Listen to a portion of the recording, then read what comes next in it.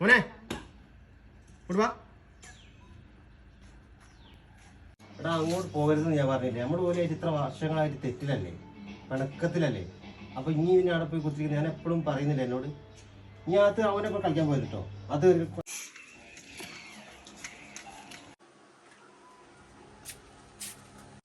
ഇന്ന് പെരുന്നാളല്ലേ, നീ വീട്ടിലേക്കാ ഇപ്പൊ വിളിക്കുന്നു.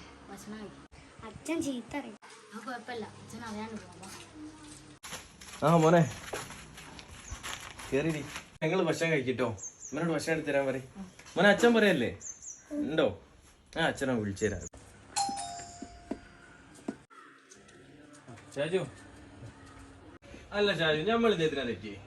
എനിക്ക് എന്തോ കാര്യം അറിയോ? എന്റെ പ്ലാവിന്റെ 3-4 പ്ലാവിൽ എന്റെ വീട്ടിലേക്ക് വീണ്. അത് ഞാനൊന്ന് പറഞ്ഞ ആ 2 കൊമ്പൊന്ന് വെട്ടാൻ ഞാൻ വെട്ടിയിട്ടില്ല. ആ പ്ലാവാണെ ഉണങ്ങി വീണ്.